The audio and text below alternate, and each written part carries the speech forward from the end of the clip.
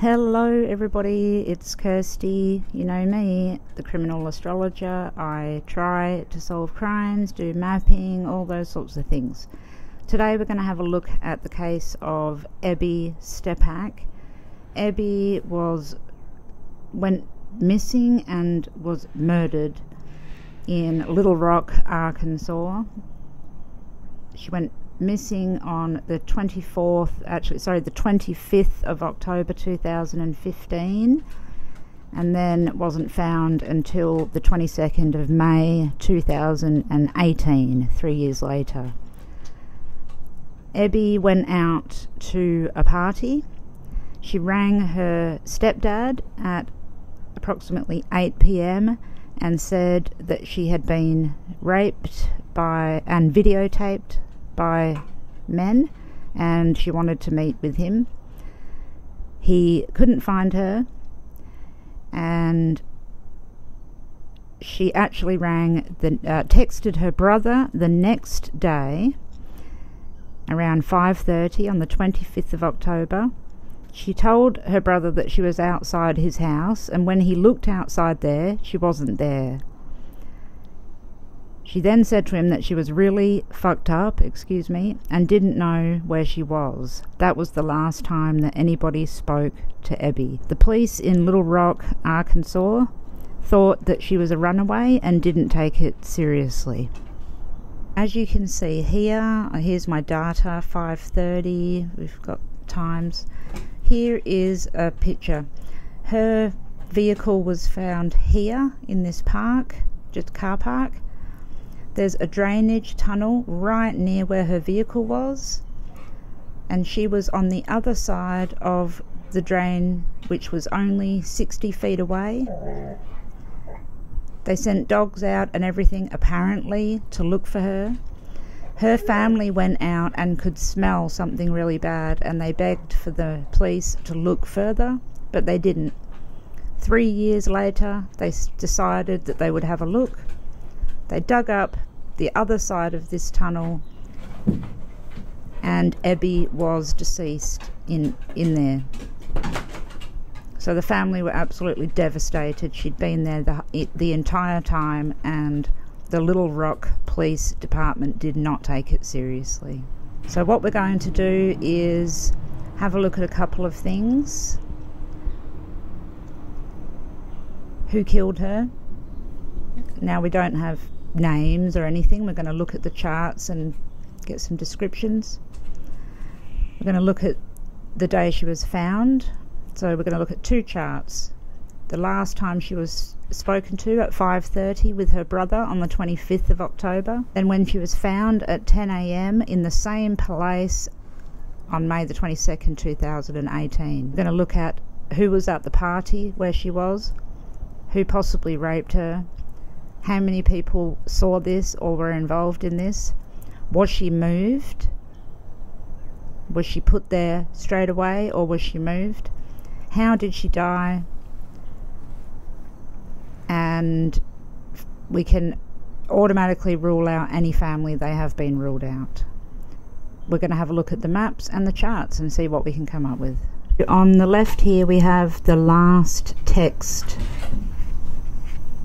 sent by Abby. On the outside is when she was found, but we're not going to worry about that right now. This side is when she was found. This is a more important chart. Now, I took the orbs down by 50%, and we still have a lot of aspects here. As you'll notice, all of the planets are really close. We've got the moon here at 7, Saturn at 8. They're all early degrees. Mars at 2, 1, 0, 1, 3. We've got very low degrees here and lots of aspects. Anyway, first off, we need to look at the last text chart. That shows us basically what happened. So over here is the perpetrator. Over here is Ebby herself. So there's the moon, the co-ruler of Ebby, sitting in the 12th house.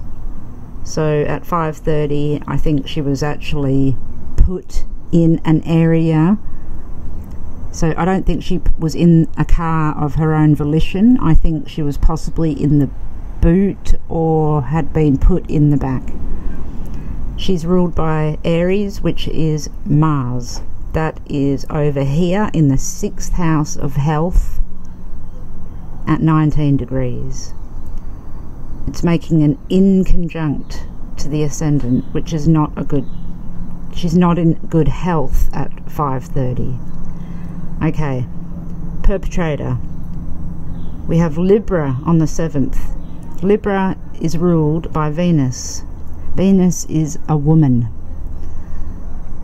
Mercury is two people, often cousins, brothers, siblings, people that live next to each other, but very often brothers or siblings. So, I see a few people that know what happened here. We have a female that knows what happened. That is conjunct Mars, which is Ebby. So the female, I believe, is actually close to Ebby. She knew her well. Then we have a male. In fact, two males. Three males. I think we have 3 males that know and a female. Possibly more, but I would definitely say without doubt that 3 males and a female know exactly what happened. I think other people at the party possibly knew as well what happened. Now,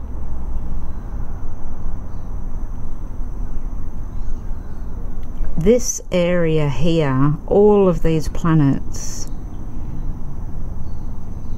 including DNA, which is evidence, being in the 6th house of health, shows me that at the time she made the phone call, I believe she was in a vehicle. Not of her own volition, like I said, but she was in a vehicle and she was unwell. Which is why we heard her say she was fucked up.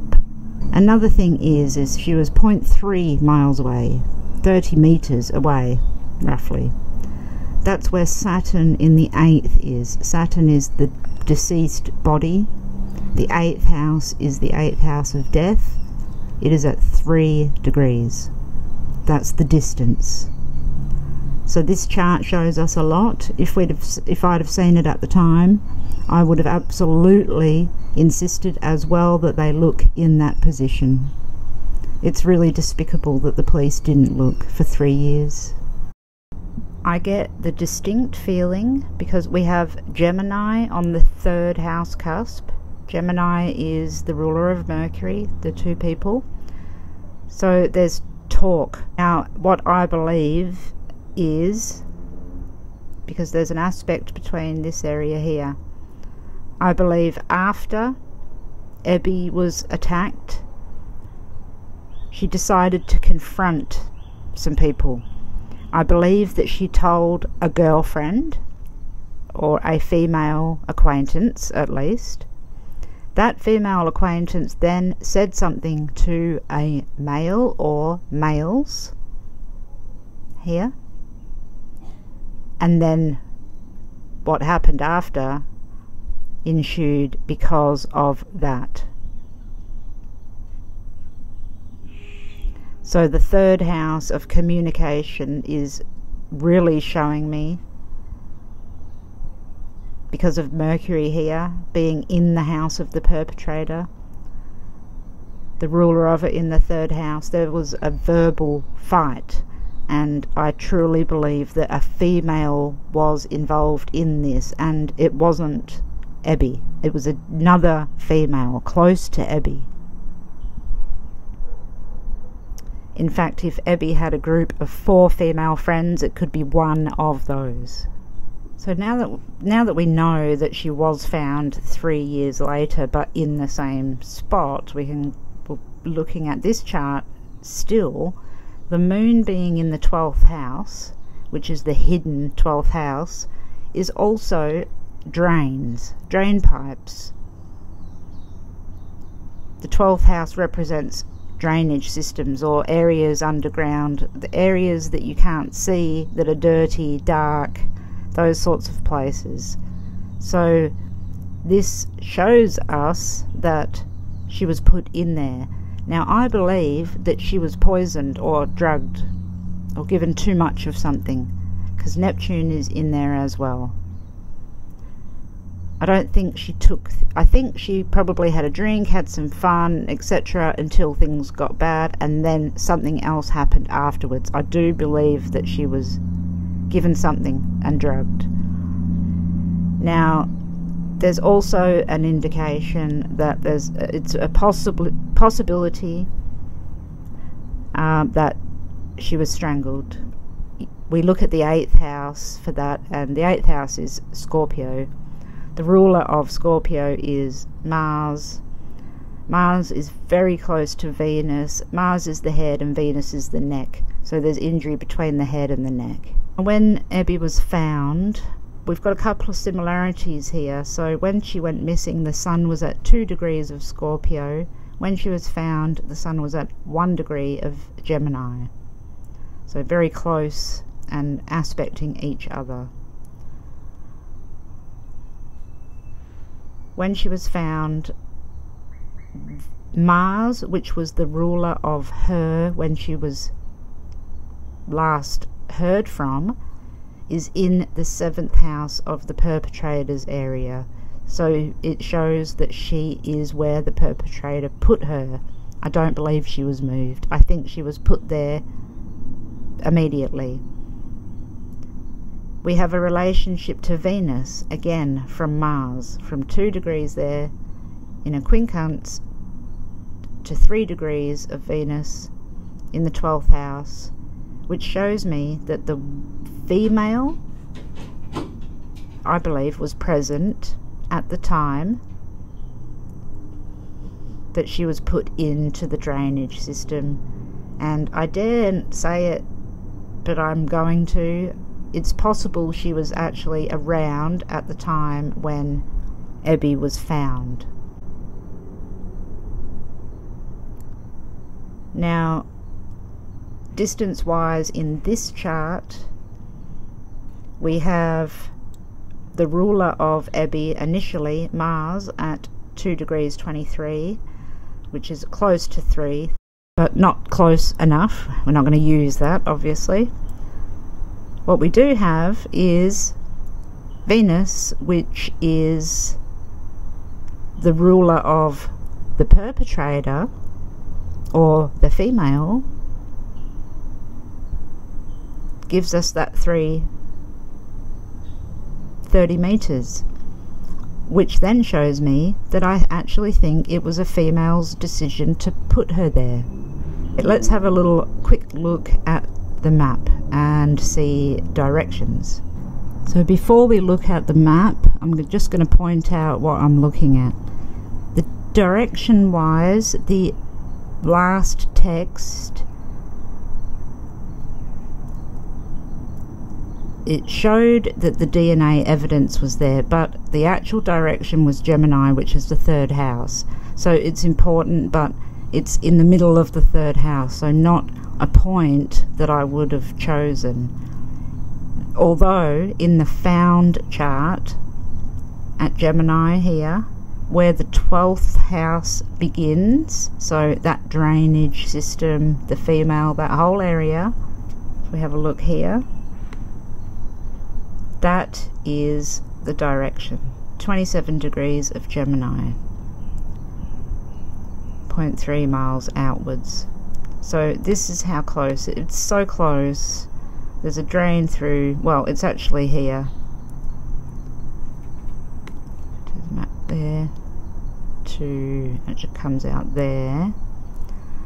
So that's 95. 5 Cancer, let's see. 5 Cancer. Conjunct the IC. Okay, we're closer actually to this area.